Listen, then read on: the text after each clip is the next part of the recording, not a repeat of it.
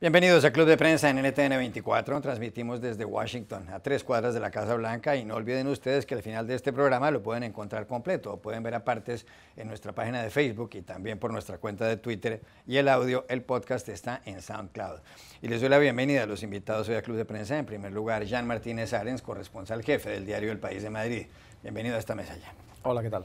Raquel Godos, periodista española, corresponsal de la agencia de noticias EFE, bienvenida también. Gracias, Juan Carlos. Y Ricardo Ávila, director de opinión del diario El Tiempo de Bogotá y director también del periódico Portafolio, uno de los diarios económicos o el más importante de Colombia. Bienvenido a esta casa, como siempre. Muchas gracias, Juan Carlos. Primer asunto, Jan. Ha habido una tensión en los últimos meses entre Estados Unidos y Corea del Norte porque Kim Jong-un, el dictador norcoreano, ha hecho varias pruebas con misiles aparentemente de alcance intercontinental, y además ha dicho que tiene capacidad de lanzar una bomba de hidrógeno. Estados Unidos ha impuesto algunas sanciones, y no solamente Estados Unidos, sino también el Consejo de Seguridad de Naciones Unidas, donde entre los miembros permanentes está la China. Los otros son el Reino Unido y Estados Unidos, Inglaterra y Francia.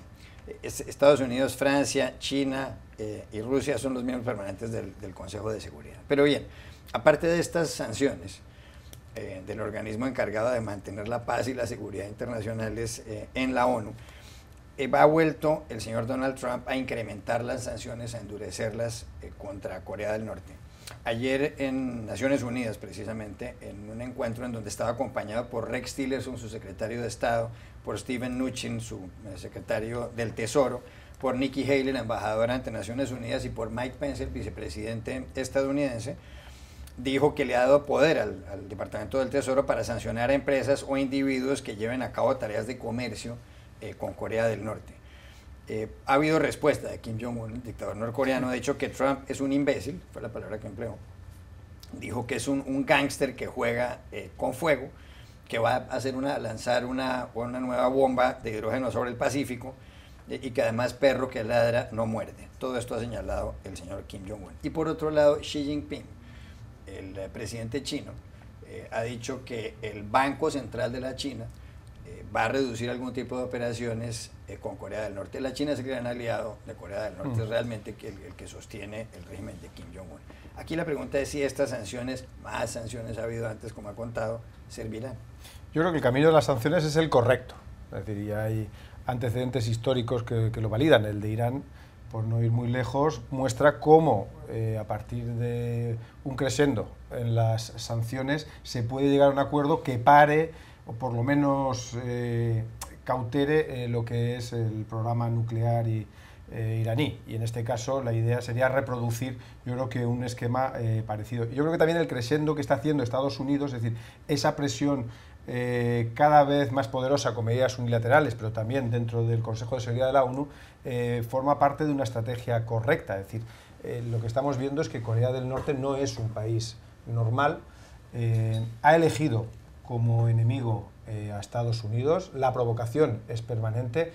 Hay que recordar que es una dictadura feroz, es una tiranía hereditaria, es uno de los regímenes más herméticos del mundo, y por lo tanto yo creo que el camino de la sanción, el camino del castigo económico y comercial, aunque vaya a sufrir el pueblo norcoreano, eso es verdad, es el más adecuado. Ahora, la posibilidad de que se produzca o se logre un éxito serio, sustanciado en algún tipo de apertura de diálogo o de acuerdo, va a depender de China. China absorbe el 90% de las exportaciones norcoreanas y, como tú muy bien has dicho, es quien realmente está sosteniendo en el mundo a este régimen. Entonces, China es quien tiene que responder, y yo creo que en eso es verdad lo que dice parte de la administración americana, es la que tiene que responder al mundo de qué está haciendo manteniendo a un aliado de esas características. Es decir, aquí no estamos en el pulso habitual entre dos potencias en competencia económica o zonal. Lo que estamos viendo es un régimen que no tiene ningún asidero más allá de China, que no tiene ningún reconocimiento internacional, que además es el ejemplo de todo lo que no tiene que hacerse, lanzándose a una carrera nuclear o un intento de carrera nuclear. Incluso ayer amenazó con hacer una prueba de una bomba de hidrógeno, que es el mayor arma de destrucción masiva que ha inventado el hombre en el Pacífico, frente a Estados Unidos, que es la primera potencia del mundo y la primera potencia militar. Es decir, hay un desequilibrio que solamente habla de un desequilibrio, yo no digo que mental, pero sí ideológico de ese régimen. Entonces yo creo que es verdad que hay que tomar medidas, y me parece que es China quien tiene que tomar también la iniciativa. Y lo que yo creo que hemos podido ver en las últimas semanas es hay un movimiento de China de defender y bloquear el Consejo de Seguridad. Está abriéndose. Lo que hay que ver es si la velocidad a la que va a tomar medidas China es lo suficientemente veloz como para poder adelantarse a la conclusión de la creación de un misil balístico intercontinental nuclear, que es lo que está buscando Corea del Norte. Raquel Gómez. Bueno, respecto a la posición de la administración Trump, pues evidentemente hay una parte práctica y una parte retórica. Está Trump jaleando a sus bases con frases como voy a destruir totalmente ese país, y luego, como bien dice Jan, pues en nivel práctico están trabajando a nivel diplomático con el Consejo de Seguridad de la ONU, desde las presiones con las sanciones unilaterales y también multilaterales, pero desde luego es interesante ver cómo China se está abriendo a ese camino, ¿no? Creo que hay que evaluar, hay que ver cómo impactan esas sanciones sobre que, digamos, ha instruido el Banco Central chino a sus bancos para que no permitan negocios con empresas norcoreanas o con el régimen norcoreano. Y ahí es donde está el asunto, ¿no? De qué manera Corea del Norte puede subsistir sin el apoyo de China. Hay que evaluar también hasta qué punto a China le conviene tener ese aliado ahí que, aunque es pequeño, sí está un poco desequilibrado y puede suponer una molestia, por lo menos para el régimen, para el gobierno de Estados Unidos, ¿no? No hay que olvidar tampoco que China, aunque sea un amigo del gobierno estadounidense en el papel, se están debatiendo el control económico mundial, y eso afecta también digamos, a la geopolítica. Y ese es un asunto clave, desde luego. Ricardo Ávila, ayer le preguntaron también al presidente Donald Trump en este encuentro que tenía con los periodistas, en el momento en el que estaba la prensa, si podía caber la posibilidad de una negociación con Corea del Norte. Y él, aunque no se oyó muy fuerte, pero quedó clarísimo, dijo, why not, why not? Es decir, ¿por qué no? ¿Será que ese es otro camino que está ahí? Porque no parece fácil uno despojar de las armas nucleares al señor Kim Jong-un. No, indudablemente, o sea, aparte de la personalidad de Trump, y eso lo ha mostrado a lo largo de su historia, primero como empresario y ahora más recientemente en la política, de alguna manera es comenzar desde una posición dura, enviando el mensaje de que puede haber una negociación. Aquí se aplica primero pues la táctica de la zanahoria del garrote. El garrote ha venido primero y la zanahoria evidentemente tiene que ver en un futuro con el relajamiento de las sanciones. La gran duda y lo que más produce inquietud es esto de jugar a la guerra por las redes sociales, y esa es la preocupación, en el sentido de que efectivamente el régimen de Pyongyang se vea arrinconado, y más allá de que efectivamente China ejerce una gran influencia, de todas maneras pues es un gobierno que ha probado sobrevivir durante casi 6 décadas y por lo tanto, o más de 6 décadas, por lo tanto no hay que creer que eso es tan fácil como quitar y poner una ficha. Y por otro lado está el tema geopolítico. Para China, efectivamente, Corea del Norte es su patio trasero, no es el patio trasero de Estados Unidos. Y evidentemente un deterioro de la seguridad en esa parte del mundo, pues un país con armas nucleares y quien es percibido como una persona inestable, con el dedo en el botón, pues indudablemente intranquiliza pues, a todos los vecinos, comenzando obviamente por Corea del Sur, Japón y la propia China. Bueno, hoy faltan 100 días para que se acabe este año de 2017. El señor Donald Trump lleva 244 días en la presidencia. Le faltan para dejar el poder en este primer periodo 1.215 días. En realidad hoy llevamos 8 meses y 2 días desde que él se posesionara el pasado 20 de enero. Y hay encuestas, aparecen encuestas permanentemente. La encuesta de ayer de la firma Gallup dice que la imagen de Donald Trump en Estados Unidos es para el 37% de los estadounidenses favorable, para el 56% desfavorable. Hay una encuesta de Político que tiene la mejor página web de asuntos de la vida pública aquí en Estados Unidos, también de las últimas horas. La imagen favorable de Trump es del 43% y la desfavorable del 52%. Pero quería preguntarles por estos porcentajes. Cuando Político les pregunta a los ciudadanos si el país va bien o el país va mal, en Estados Unidos, el 35% de los ciudadanos creen que el país va bien, y cuando les preguntan si el país va mal, responden que en efecto va mal el 65% de los ciudadanos. ¿Le parece lógico ese resultado, Raquel? Bueno, es que creo que la administración Trump hasta el momento, en cuestión de logros políticos, a lo único que se ha dedicado ha sido a desmantelar aquellas cosas que no le interesaban de la administración previa, pero tampoco las ha sustituido por una estrategia política, digamos, firme, entre otras cosas porque los intentos que ha hecho, a su vez, de órdenes ejecutivas, en una gran mayoría de casos están puestas en jaque en los tribunales, por sus dudas constitucionales, ¿no? Entonces, creo que el estadounidense tiene la sensación de que el país estaba en un punto y ahora le han puesto las riendas del país a otro señor, pero no necesariamente avanza. Creo que hay una sensación más que de empeoramiento, como de estancamiento, ¿no? Y no me sorprende. Sí que me sorprende un poco que Trump todavía aguante en sus porcentajes de favorabilidad, porque tampoco le ha dado ninguna victoria a sus bases en términos reales. No ha conseguido acabar con el Obamacare, que era su gran promesa electoral. El tema de la prohibición hacia los inmigrantes no ha sido, el tema con el DACA no es muy favorable, porque entre otras cosas, incluso entre los republicanos, mantener a los soñadores en el país es algo que está bien visto. Hay una serie de cosas que no terminan de cuajar ahí y entiendo que sus posturas, que la gente tenga esa percepción del país a la baja, pero me sorprende que su percepción como líder no esté peor.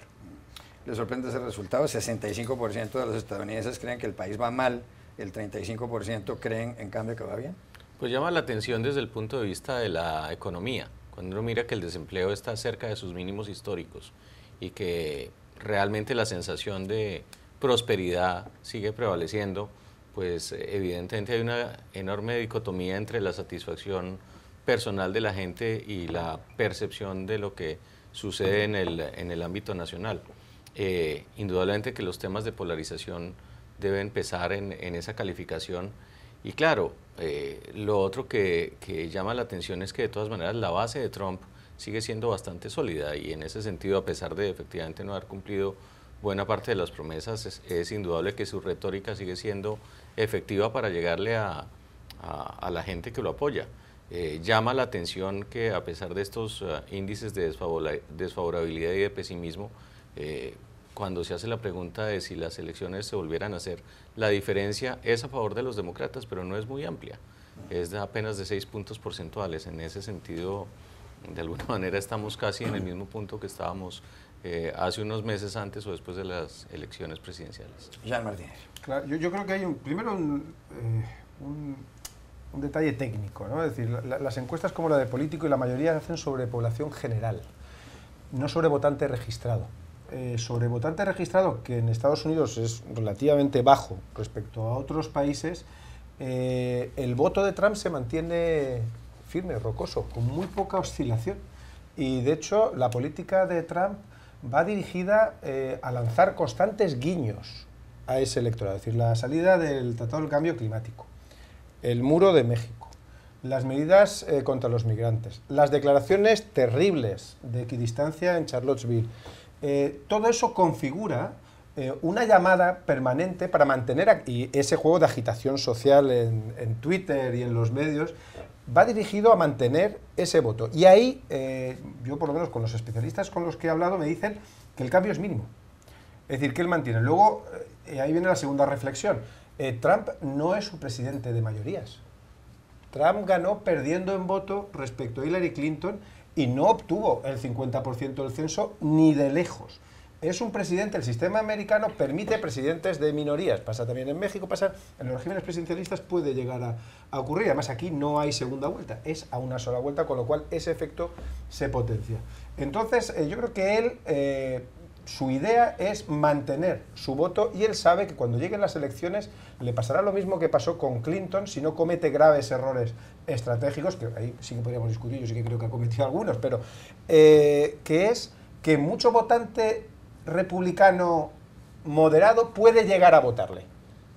Pero su problema sería si pierde la base rocosa que le ha votado, ese voto blanco del cinturón industrial arruinado, ese votante de ultraderecha, ese votante que se siente en una situación de inferioridad respecto a ciertas minorías o respecto a la competitividad que le muestran los inmigrantes. Si eso lo pierde, él está evidentemente acabado. El fenómeno Trump desaparecería, se diluiría en la historia. Mientras lo mantenga y tenga la opción de poder atraer en unas elecciones al voto dudoso, porque los demócratas no sean capaces de generar un buen candidato, o simplemente porque hay gente que vota republicano, aunque sea tapándose las narices, como vimos el pasado noviembre, yo creo que la estrategia de Trump está clara. Ya regresamos a Club de Prensa. Volvemos a Club de Prensa en NTN 24 desde Washington. Ya en el terremoto en México del pasado martes, 7,1 grados en la escala de Richter ha producido, según acaba de contar Raquel Godos, que debe tener la cifra actualizada, 302 muertos. Es probable que haya más, ojalá no los haya. Dentro de la gran cantidad de historias humanas que se han contado sobre ese terremoto y sobre las tareas de rescate, ha sobresalido muchísima una, y es que se empezó a hablar a partir del miércoles de la existencia de una niña que supuestamente se llamaba Frida Sofía, que tenía 12 años, que estaba en las instalaciones de la escuela Enrique Repsamen, un edificio que se cayó donde ha habido más de 20 niños muertos. Habló de ella incluso el subsecretario de Marina, Enrique Sarmiento, en un momento dado, y Televisa, el gran canal de televisión mexicano, estuvo permanentemente dándole cobertura a esta historia. Decía que la niña estaba viva ahí dentro, que la iban a sacar y demás. Bueno, al final resulta que Frida Sofía no existía, que todo era mentira, que todo era un invento.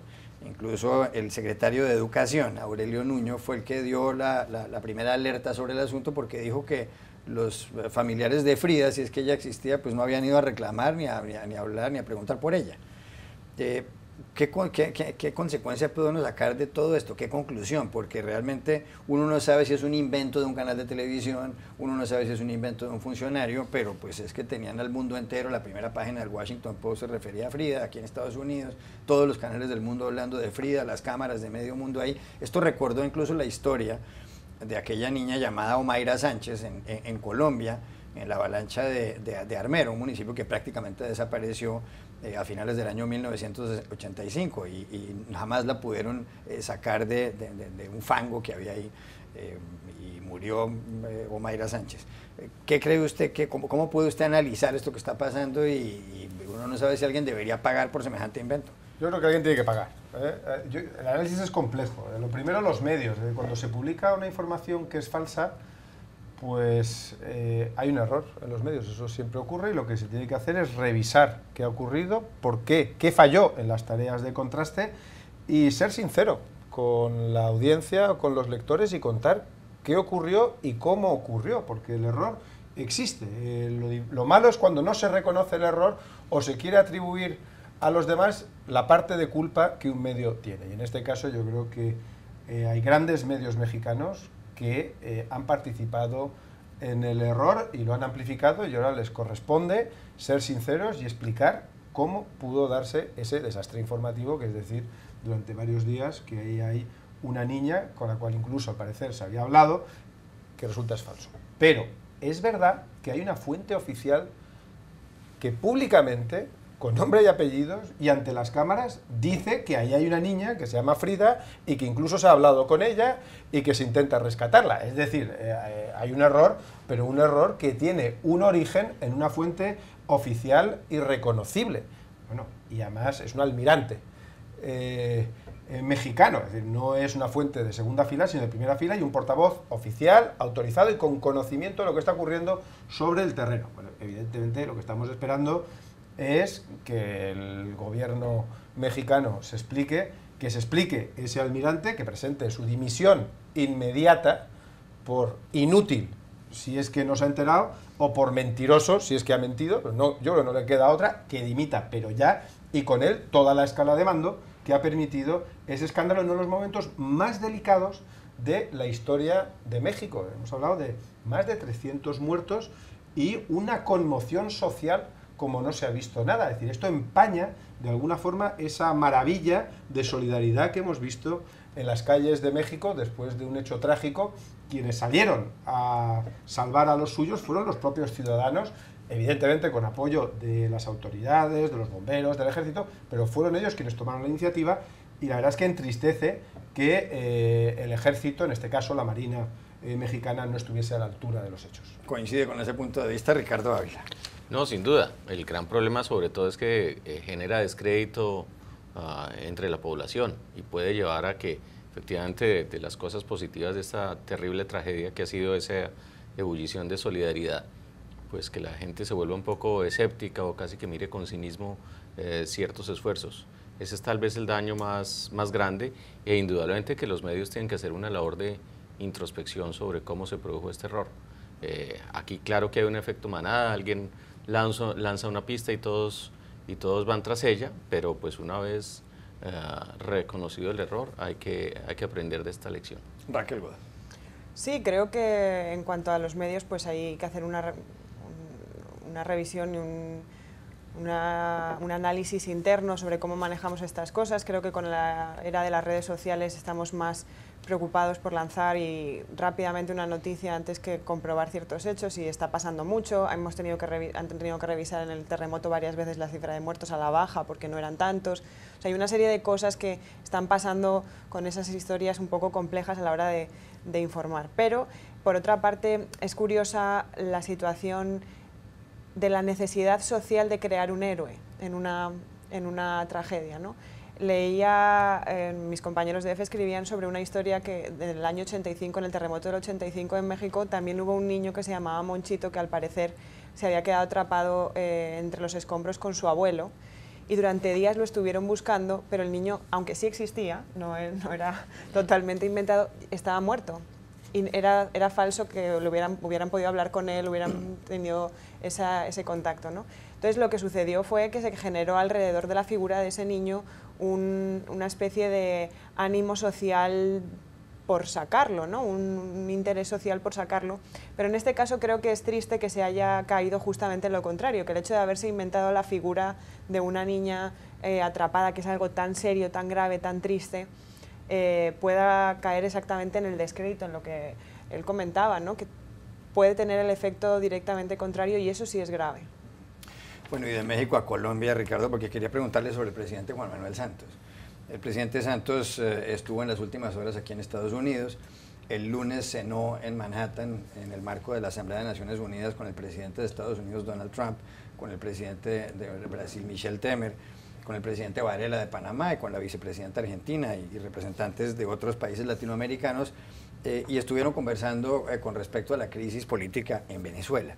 El presidente Santos deja el poder el año entrante, el 7 de agosto, lleva ya más de 7 años de gobierno. Logró firmar un acuerdo de paz con las FARC, una guerrilla que empezó a actuar en los años 60, principios de los años 60. Como consecuencia de los esfuerzos de paz se ganó el Premio Nobel de la Paz a finales de del año pasado, de 2016. Solamente él y Gabriel García Márquez en 1982, el escritor colombiano, ellos son los únicos dos colombianos que se han ganado un premio Nobel. Pero aparte de eso, el presidente Santos estuvo esta semana en la Escuela de Derecho de la Universidad de Harvard, una de las mejores del mundo, donde recibió un premio como un reconocimiento como el gran negociador, y tiene ofertas para irse como profesor a muchísimas universidades, no solamente aquí en Estados Unidos, sino en Europa. Él estudió también en el London School of Economics. Exteriormente, internacionalmente, Santos es un hombre muy reconocido. Lo elogian en todas partes, los grandes editoriales de la gran prensa mundial le echa flores al presidente Santos permanentemente. Sin embargo, en Colombia es completamente distinto el asunto. Todas las encuestas lo califican mal. Esta semana, en una gran encuesta hecha por RCN Radio y RCN Televisión, la FM de RCN y varios periódicos regionales, empresas hermanas de esta, de NTN 24, ese sondeo arrojó el siguiente resultado. La buena imagen de Santos está en el 16%, solamente el 16%. La regular en el 47%, la mala en el 35%. O sea, tiene más de un 70% de imagen regular o mala. ¿Por qué pasa esto?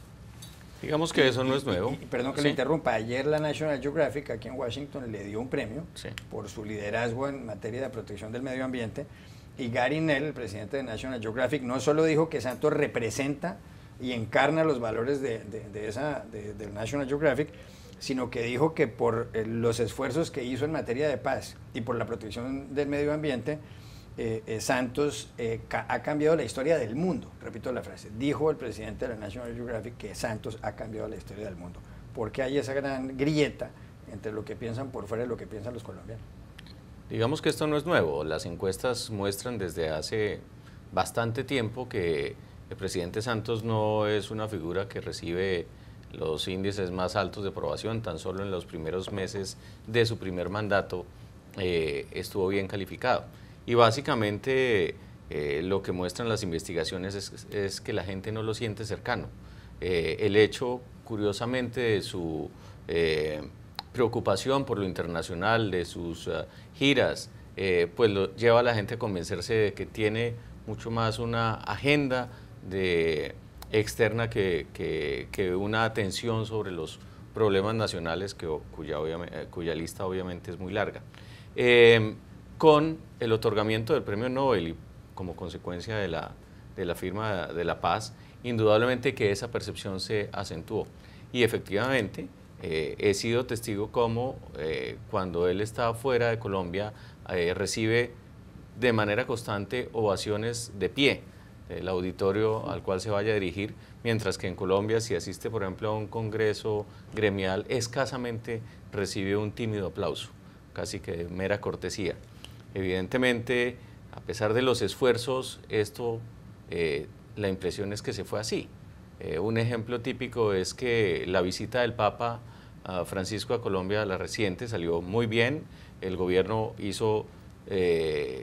se desempeñó con lujo de detalles en términos de organización y de seguridad, logística, etcétera. El presidente estuvo presente acompañando al Papa en múltiples ocasiones. Se fue el Papa y la imagen del presidente Santos disminuyó, a pesar de que la gente reconoce que la visita salió bien. En ese sentido, casi que no importa lo que haga, si Colombia se gana el Mundial de Fútbol, por ejemplo, el próximo año en Rusia, eso bueno, seguramente, eso a lo mejor sí. No, lo dudo, de tal manera que él es un poco consciente, o bastante consciente de esa situación, pues, y lo toma un poco como el precio de haber hecho la paz. De haber hecho la paz, y el análisis que hace es que la historia será mucho más benévola con su imagen de lo que son los colombianos hoy en día, pero efectivamente es un presidente muy impopular y con probabilidades casi nulas de que esa probabilidad mejore o de que vaya a haber cierto tipo de nostalgia cuando se acerque su salida del poder. Raquel Godos, que fue corresponsal en Colombia y va mucho. Bueno, creo que hay varios aspectos. Uno, que primero Santos no es un gran comunicador. Pese a que fuera periodista y demás, no tiene un talento innato para comunicar de manera oral, digamos. No es un gran orador, no te engancha, no te emboba cuando habla, y eso es fundamental. Segundo, que la oposición sí es así. El uribismo tiene una capacidad muy fuerte de mediática, es muy capaz, moviliza, conectan con la gente y tienen un mensaje que le está afectando. Tercero, la economía tampoco le ayuda, porque la gente en los bolsillos nota que los precios de los productos están más altos, sus salarios no mejoran, y la economía colombiana no es que... Cuando hablan de que va mal Colombia económicamente, yo pienso en mi país y no es tan grave, pero digamos que no notan un efecto positivo de esa paz de la que Santos se vanagloria. Por otra parte, los colombianos tienen mucho miedo al cambio con el tema de la paz, y es comprensible. Las FARC suponen una época muy negra en la historia de Colombia y son muy escépticos con cómo las FARC van a llegar a los puestos políticos en el Congreso, con cómo van a gestionar esa situación, y el mensaje de que están metiendo a los guerrilleros en el Congreso pues ha calado, porque en cierta medida es cierto, no deja de ser verdad. Y pues creo que tiene ese cóctel complejo que es imposible de solucionar, ¿no?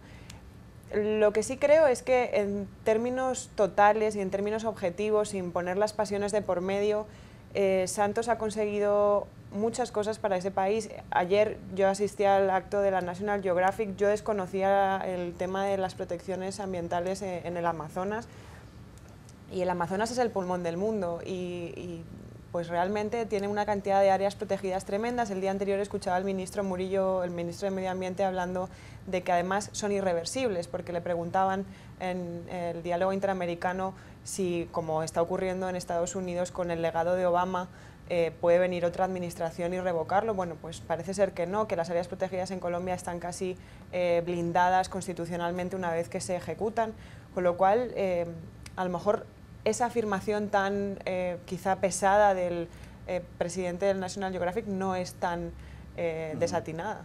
Bueno, y fuera de eso, Santos, Juan Manuel Santos ha padecido algo que ningún otro presidente en Colombia y posiblemente en el mundo ha tenido que sufrir, y es el martirio constante por Twitter y por los medios de comunicación de su inmediato antecesor, que es Álvaro Uribe, que tiene más de 4 millones de seguidores y que es inclemente en las críticas al gobierno. Y en cuyo gobierno estuvo él, además de forma destacada. Yo creo que con Santos ocurre lo que con algunos políticos, y es excepcional, pero pasa. Es decir, fuera de Colombia, Santos es Colombia. Y en Colombia, Santos es Juan Manuel Santos, no es Colombia. Entonces, para las personas que vivimos fuera, Santos representa la búsqueda de Colombia de la paz.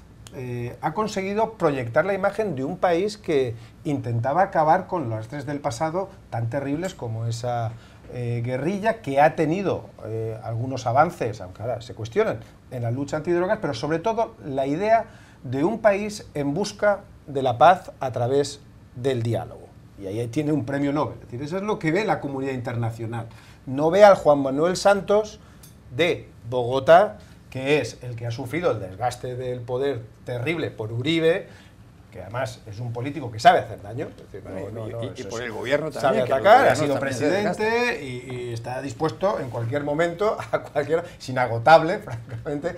Hay que reconocer que eso es tener un contrincante o un enemigo como Uribe es doloroso, eso no se lo deseo a nadie. Luego, la situación económica pues no ha ido tan bien como se quiere. Es decir, vamos a ver, la época dorada ha pasado, ¿no? Es decir, ya no van tan bien las cosas y el futuro se ve mal, y luego hay problemas internos de diversa índole. A mí me recuerda, salvando todas las distancias, un poco lo que pasaba con Suárez. Suárez, cuando dejó el gobierno, lo dejó en una situación terrible. Hay que recordar que hasta hubo un golpe de Estado, un intento de golpe de Estado. Sí. Es decir, era uno de los políticos más denostados en España. Nadie quería estar al lado de Suárez. Suárez era la figura que tenía que irse. Con el tiempo, en la medida que mejoró la situación económica, que España consiguió cerrar ciertas heridas, consiguió la homologación internacional, ¿qué es lo que quedó de Suárez? Bueno, pues quedó su principal logro, que es haber conseguido hacer la transición y haber creado un Estado democrático, ¿no? O haber participado en la creación de un Estado democrático. Y cuando murió, Suárez era una figura mítica de la democracia española, pero cuando dejó el gobierno era el político, decís un 16 tiene ahora mismo Santos, ¿no?, de valoración. Bueno, pues Suárez debería estar muy por debajo. Ya regresamos al Club de Prensa. Volvemos al Club de Prensa en NTN 24 desde Washington. Jan, hay noticias de España. Esta última semana ha habido situaciones muy convulsas en la política. El gobierno regional de Cataluña, lo que se llama la Generalitat, y Cataluña es una de las 17 comunidades autónomas y está en el noreste, la capital es Barcelona y tiene casi 8 millones de habitantes, pues decidió convocar un referendo independentista para el 1 de octubre. El Tribunal Constitucional ha dicho que ese referendo va contra la Constitución, y en las últimas horas, en los últimos días, un juez en Cataluña arrestó a varios altos funcionarios del gobierno catalán, a más de 10, por estar promoviendo el referendo, y además incautaron las papeletas con las cuales se iba a votar. El presidente del gobierno, Mariano Rajoy, ha dicho que el Estado va a actuar con todo el rigor si el gobierno catalán insiste en esta avanzada. La revista The Economist trae una editorial que publica hoy y dice que España ha vivido tiempos tumultuosos. Hubo una guerra civil en los años 30, una dictadura, la franquista, hasta 1975, un intento de golpe de Estado en 1981, una crisis económica de 2008 a 2013, ataques terroristas, yihadistas hace poco en Barcelona precisamente, y el terrorismo de la banda separatista ETA, que ha matado a muchísima gente. Dice además que las distintas regiones de España tienen grandes competencias, muchas competencias. Tienen control de las finanzas, tienen policía propia, como es el caso de Cataluña también, y demás. Tienen un alto nivel de autogobierno, todo ello como consecuencia de la Constitución Española de 1978 aprobada en un referendo. Entonces señala la revista The Economist que de todas maneras no puede haber un referendo de autodeterminación en España y prácticamente en ninguna parte del mundo, a menos que hubiera habido un colonialismo allí, una verdadera opresión. Pero señala también el semanario que la democracia requiere no solamente el imperio de la ley, sino el consentimiento de los ciudadanos, y que en Cataluña existe ese afán independentista en un sector de la sociedad. Dice el Economist que el presidente Mariano Rajoy debe ser menos defensivo y sentarse a hablar con los dirigentes catalanes después de que pase este 1 de octubre. ¿Es esa la solución? O sea, yo creo que el diálogo es siempre necesario, y el diálogo es el arma de los demócratas, pero el diálogo también requiere de una expectativa de acuerdo. Es decir, se emprende un diálogo no para hablar con una pared, sino para llegar a un acuerdo. Ahí hay una expectativa racional de acuerdo. Esa es la esencia del diálogo y la esencia de la democracia. Para que ahora mismo se dé un diálogo, que yo creo que es necesario y se va a dar, o sea, no hay duda, España es una democracia absolutamente consolidada, donde hay un imperio de la ley y se cumplen todas las garantías que pueda dar una nación que pertenece de pleno derecho con la Unión Europea. Digo que eso hay que quitar esos fantasmas que algunos aventan. Pero ese diálogo requiere el reconocimiento del Estado de Derecho y del imperio de la ley, aunque sea para cambiar de la ley. Y eso lo tienen que dar los independentistas. Tienen que estar dispuestos a llegar a un acuerdo y a un reconocimiento del Estado de Derecho. No pueden vivir en el Estado de facto que quieren imponer. Tienen que reconocer el Estado de Derecho porque esa es la cláusula básica de la democracia. Luego, yo creo que ese debe ser un diálogo absolutamente transparente y sincero. Es decir, hay que hablar con las cámaras puestas, por supuesto, que todos sepamos lo que ocurre. Y viendo lo que está pasando en las calles, hay que hablar con calma. Es decir, los políticos tienen que hacer un esfuerzo, y para eso son políticos, para que la gente esté tranquila y que confíe en el diálogo y que confíe en la expectativa de acuerdo. Lo que no se puede ir es a un diálogo donde uno está dispuesto a ceder, está dispuesto a ampliar las cuotas de autogobierno, está incluso dispuesto a reformar la Constitución, y en el otro lado hay alguien, primero, que no reconoce la ley, y segundo, que no está dispuesto a llegar a ningún sitio, que lo único que quiere es imponer. Ese diálogo no es diálogo. El diálogo requiere, insisto, y eso lo estudia muy bien las éticas dialógicas y pensadores como Horkheimer y otros, es decir, requiere de la aceptación de que se puede llegar y se debe llegar a un acuerdo, que hay una expectativa racional de acuerdo, y eso es lo que se necesita en este momento, y que además yo creo que es lo mejor, que se abra un gran diálogo y que se lleguen a los acuerdos que haga falta y que sean consensuados, por supuesto. Raquel Godas. Bueno, yo me temo que se ha llegado a un punto en el que, pese al diálogo, el daño ya está hecho. Creo que ha habido una falta de lectura por parte tanto del gobierno catalán como del gobierno español para atajar esta situación a tiempo. Creo que ninguno de los dos esperaba que el otro fuera a responder tan defensivamente con esa agresividad. Creo que se ha dado por parte de los dos lados. Creo que tristemente hay un gran sector de España que se ha quedado en medio mirando cómo desde Barcelona y desde Madrid se tiran piedras, y además no tenemos nosotros nada que ver con esa historia. Yo no me siento identificada ni con el hipernacionalismo español ni con el separatismo catalán, y me siento española igualmente, pero no creo que esa sea mi batalla, ni creo que España merezca asistir a esa batalla que además desgasta en otros términos políticos, porque mientras estamos en este debate en el que no sabemos si España se parte o no, no estamos abordando otras demandas que son más acuciantes a mi juicio, como el hecho de que todavía el paro juvenil está por el 50%, y eso es algo muy grave para España. Bueno, pues de esto no hablamos porque estamos hablando de otras cosas. Entiendo que el tema identitario es algo muy serio para ciertas personas. Yo cuando llegué a Colombia por primera vez en 2010 me parecía que el independentismo o el nacionalismo catalán era una absurdez, porque si hay un país culturalmente diverso, es precisamente Colombia, ¿no? Yo decía, ¿cómo puede ser que nosotros estemos en estas historias cuando hay países tan diversos que en ese sentido no tienen esos problemas? Bueno, pues creo que lo grave es que se ha llegado a un punto que en materia de sentimientos y de sensaciones no creo que tenga reversa, y eso es lo más grave de todo. Ojalá se abra ese diálogo, creo que no hay otro camino que el diálogo tampoco, pero creo que debió de suceder hace mucho tiempo y que ahora las consecuencias van a ser muchísimo más graves. Ya regresamos a Club de Prensa. Volvemos a Club de Prensa en NTN 24. Jan Martínez Arens, ¿para quién fue esta semana una semana fatal? La semana fatal otra vez para el líder supremo de Corea del Norte, Kim Jong-un, por llevar a su país al camino del desastre, por jugar con el fuego nuclear, por extremar las tensiones internacionales y todo a cambio de la miseria de su pueblo, que es uno de los más pobres de Asia. Raquel Godos, ¿para quién fue esta semana una semana fatal? Pues para el presidente de Brasil, para Michel Temer, que, bueno, primero le han vuelto a presentar cargos en el Congreso para ver qué chanchullos tiene por ahí. Es la segunda ronda y veremos a ver si son aceptados. El Congreso puede poner en duda la separación de poderes en Brasil si no vuelve a aceptar por lo menos la apertura de una investigación sobre los presuntos malas prácticas del presidente. Y además se ha publicado una encuesta sobre su nivel de aprobación que convierte a Santos en un líder supremo y súper valorado, porque cuenta con un 3,4 de aprobación en el país. Hay que recordar que nadie lo ha escogido y que además su capacidad está puesta en jaque, así que no ha sido muy buena semana para él. La popularidad de Santos en el 16%. Ricardo Ávila, ¿para quién fue esta semana una semana nefasta, una semana fatal? Para Francisco Ricaurte, un hombre que puede sonar desconocido para la mayoría de personas que no viven en Colombia.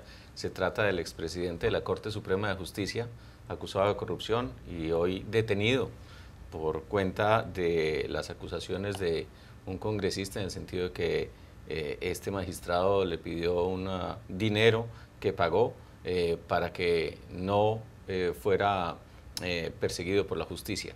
Es una demostración más de hasta dónde han llegado los tentáculos de la corrupción en Colombia, que estos alcancen a la cabeza, o una de las cabezas más visibles de quien estuvo en el poder legislativo, pues indudablemente muestra cómo este cáncer ha hecho metástasis y por qué las encuestas muestran que para los colombianos es el problema más grave que afronta el país.